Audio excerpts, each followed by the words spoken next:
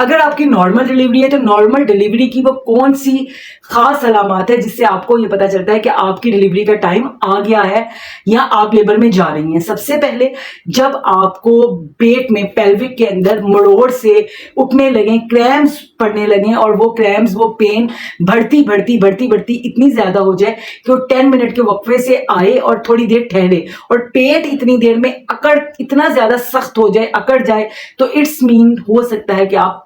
Labour में जा रही हैं। 36-37 वीक पे आपका 9 मंथ स्टार्ट हो जाता है, तो किसी वक्त भी आपकी लेबर का टाइम आ सकता है। तो इन सिम्टम पे आपने गौर रखना है। सेकंड सिम्टम क्या है कि हो सकता है आपका वाटरी डिस्चार्ज हो, बेबी का वाटर बैग रप्चर हो जाए और इतना ज्यादा एकदम सा पानी निकल जाए, आपको पता ना चले, क्योंकि आपको जब यूरिन निकलता है तो उसकी अर्ज भी होती है और आप उसको रोक भी सकते हो, लेकिन वाटर बैग जब रप्चर होता है तो वो पानी आप रोक नहीं सकते हो। तो आपको फौरी से पहले अपने गायनेकोलॉजिस्ट के पास जाना है, आपको हॉस्पिटल जाना है, क्योंकि आप लेबर में जा रहे हो। और इसकी जो नेक्स्ट सिम्टम है उसमें यह है कि अगर आपको थिक डिस्चार्ज तो आता ही रहेगा 9th मंथ में, अगर डिस्चार्ज के साथ आपको ब्लड भी आ रहा है, क्लॉटिंग होने लग गया, आपको ब्लड आने लग गया, तो हो सकता है कि आपका ये लेबर का टाइम है। और लास्ट सिम्टम क्या है, लेबर का टाइम स्टार्ट हो रहा होता है, बेबी ने अपना हेड पेल्विक में फिक्स कर लेता है तो उसकी मूवमेंट्स कम हो जाती हैं। अगर आपको बेबी की मूवमेंट कम लगे तो तब भी हो सकता है कि आप लेबर में जा रही हैं। तो अपने गायनेकोलॉजिस्ट के पास जाइए और उसे चेक